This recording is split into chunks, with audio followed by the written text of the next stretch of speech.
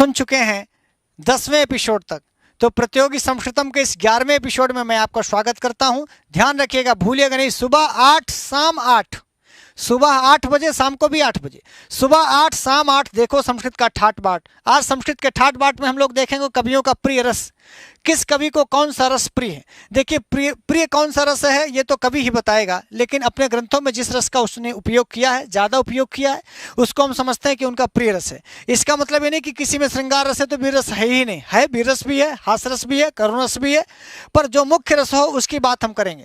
तो प्रतियोगी संस्कृतम के इस एपिसोड नंबर 11 में हम कवियों का प्रिय रस देखेंगे कि कौन सा कवि अपने ग्रंथ में किस मुख्य रस का इस्तेमाल करता है। तो सबसे पहले कवियों की चर्चा है और कालिदास का नाम ना है, ऐसा कैसे हो सकता है। तो कालिदास श्रृंगार रस में के कवि हैं। हाँ, श्रृंगारे ललितोद्गारे कालिदास त्रयिकम लिखा है, तो श्रृंगार रसराज है और कवि भी महाकवि, ये भी कविकुल गुरु हैं। तो कविकुल गुरु ने श्रृंगार रस को अपना प्रधान रस माना, और आप श्रृंगार किसी भी नाटक में देख लीजिए, इन्होंने श्रृंगार रस की प्रधानता रखी है।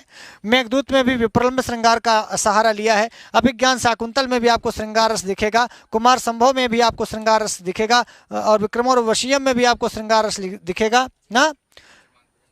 हाँ, अब देखिए भवभूति को देख लीजिए, ये इनका तो करुण रस है मुख्य, लेकिन ये वीर रस में भी लिखे हैं इन्होंने। अपने में लिखा, अपने काव्य में लिखा उत्तरामचरितम में कि एको रसा करुण एवं निमित्त भेदात। हाँ, उत्तरे रामचरिते भवभूतिर विशिष्यते कारुण्यम भवभूतिरेव तनुते। तो ये सभी करुण रस को बहुत ऊंचाई तक पहुंचाया भवभूति ने। तो भवभूति मुख्य रूप से करुण रस के कवि हैं और कालिदास मुख्य रूप से श्रृंगार रस के कवि हैं।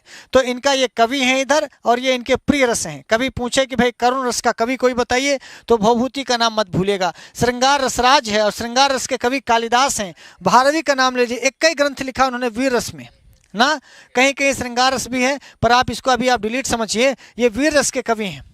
कैसे कवि है?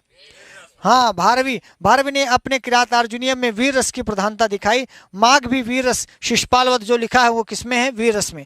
एक ही काव्य भारवी का है, एक ही काव्य माघ का है। तो भारवी वीर रस के कवि हैं और माघ भी वीर रस के कवि हैं।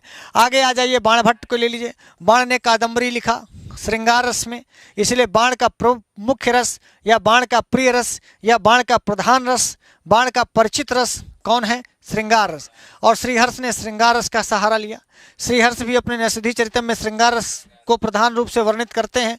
नल और दमयंती के प्यार में श्रृंगार ही होगा है ना। नल दमयंती नायक नायिका हैं। भास श्रृंगार और वीर रस का सहारा लेते हैं। भास जो 13 नाटक लिखते हैं, अमरुक शतक लिखा पूरा श्रृंगार रस में है। कभी अमरुक शतक को पढ़िएगा, खासकर जवान लोग, जो युवा लोग हैं, जो प्रेम करते हैं, जो प्रेमी प्रेमिका हैं, उनको अमरुक शतक पढ़ना चाहिए और श्रृंगार शतकम पढ़ना चाहिए। तो ये श्रृंगार शतकम और अमरुक शतकम आपके लिए इतनी बढ़िया शायरी लिखी हैं। संस्कृत में है, आप उनको हिंदी में शायरी बना लीजिएगा। तो कभी अमरुक शतक हर प्रेमी प्रेमिका को पढ़ना चाहिए। तो मैं सभी प्रेमी प्रेमिकाओं से अनुरोध करता हूँ कि जाकर के चौखंबा से ले लें और इसको पढ़ा करें। अमरुक शतकम और भर्तृहरि का श्रृंगार शतकम। जयदेव का श्रृंगार रस है। गीत गोविंदम पढ़िए, इतनी अच्छी कविता लिख लेंगे आप अपनी प्रेमिका को। कितना अच्छा जयदेव के गीत गोविंदम से आप इतनी अच्छी कविता लिख करके दे देंगे कि आज तक ऐसा कोई शायर लिखा ही नहीं होगा।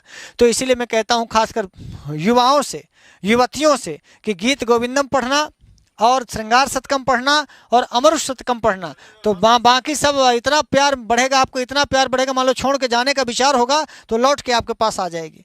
तो हम अपने सभी जवानों से अनुरोध करते हैं, बता दिया, बताना हमारा फर्ज था, काम आपको करना है। यहाँ तक कर लिए और इतना है आज।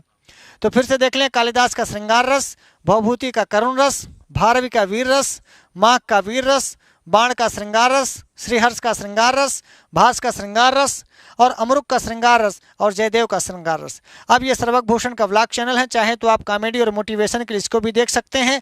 आप तो संस्कृत गंगा में जुड़े भर रहे हैं। तो कहते ना कि जैसे ठंडी में आप बाहर निकले तो ठंडी लगी जाएगी, गर्मी में बाहर निकले तो गर्मी लगने लगेगी, बरसात में बाहर निकलेंगे तो भीग जाएंगे। केवल संस्कृत गंगा से जुड़े रहें, संस्कृत के रसाबोर हो जाएंगे, संस्कृत के समुद्र में स्नान करेंगे। तो मित्रों, आज के लिए इतना ही। आपने हमें समय दिया, ध्यान रखिएगा। सुबह 8 शाम 8, सुबह 8 शाम 8 देखो संस्कृत का ठाट बाट।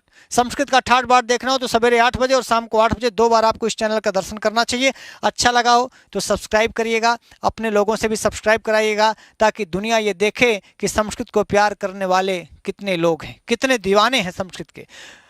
वीडियो अच्छी लगी होगी तो लाइक सब्सक्राइब आप करेंगे बिना कहे ही, और यदि आप लाइक नहीं कर सकते तो सब्सक्राइब जरूर करिएगा, और सब्सक्राइब नहीं कर सकते तो डिसलाइक करिएगा। डिसलाइक से ये समझ में आएगा कि जो कमियां हैं हम उनको कैसे दूर करें। तो मित्रों आज के लिए इतना ही। नमः संस्कृताय।